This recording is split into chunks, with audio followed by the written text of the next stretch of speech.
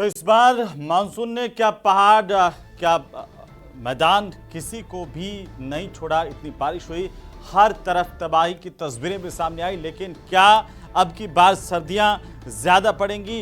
क्यों ऐसा अनुमान जताया जा रहा है? क्या सर्दी का टॉर्चर इस बार भीषण देखने को मिलेगा? ये रिपोर्ट देखिए।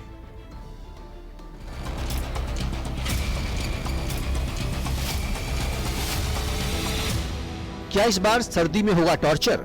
क्या ठंड सारे रिकॉर्ड तोड़ देगी? अभी ज्यादा दिन नहीं हुए जब मानसून ने पहाड़ों से लेकर मैदानों तक जमकर कोहराम मचाया था। हर तरफ बर्बादी के निशान छोड़े। उत्तर भारत में बारिश और बाढ़ ने लोगों को मुसीबत में डाला।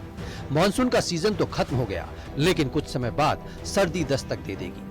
हर बार दिसंबर जनवरी में उत्तर भारत में तो कड़ाके की ठंड देखने को मिलती है, लेकिन क्या इस बार की ठंड और सालों से भी ज्यादा टॉर्चर देने वाली होगी?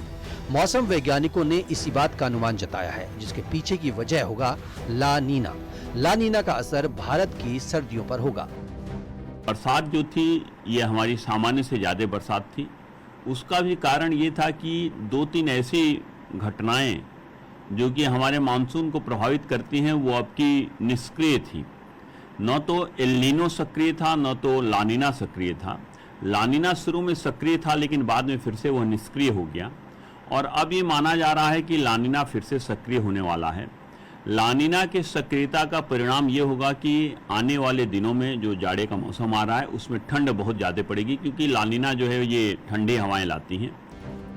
खासतौर पर अक्टूबर से दिसंबर के बीच सामान्य से ज्यादा सर्दी देखने को मिल सकती है। पहाड़ी राज्यों में बर्फबारी ज्यादा देखने को मिल सकती है।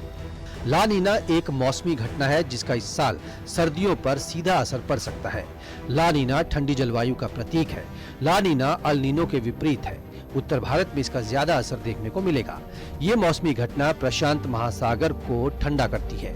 ऐसे में ये उत्तरी भारत में नवंबर-दिसंबर में ज्यादा पाला पड़ने और शीत लहर की वजह बन जाता है।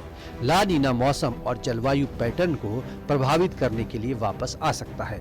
उत्तर प्रदेश में मौसम की बात करें तो प्रदेश के दक्षिण और मध्य यूपी में 28 सितंबर तक हल्की बूंदाबांदी के आसार हैं, जिसके बाद मॉनसून पूरी तरह से अलविदा कह देगा। विशेषज्ञों का मानना है कि इसके बाद मौसम में अचानक बदलाव आएगा और अक्टूबर के आखिरी तक हल्की ठंडक दस्तक दे देगी, जिसके बाद सर्दियां जो हैं वो पिछले सालों की तुलना में ज्यादा पड़ेंगी। पहाड़ों पर बर्फबारी होगी। कहें कि बहुत ज़्यादा बरसात हुई है तो बहुत ज़्यादा बरसात का भी असर होगा और तब तक हम देखेंगे कि हो सकता है कि वेस्टर्लीज भी सक्रिय हो जाएं, जिसके कारण कि पहाड़ों पे बर्फबारी होने लगेगी। तो जैसे ही पहाड़ों पे बर्फ गिरने लगेगी, जो हवाएं पहाड़ों से और मैदानी क्षेत्रों में आएंगी तो वो भी ठंड लाएंगी।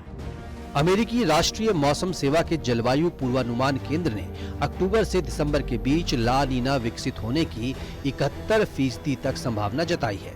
प्रशांत महासागर में होने वाली मौसमी घटना ला नीना के चलते भूमध्य रेखीय प्रशांत क्षेत्र में समुद्र की सतह का तापमान औसत से नीचे आ जाता है।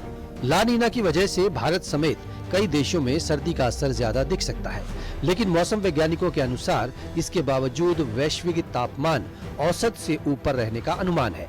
Bureau report, news 18।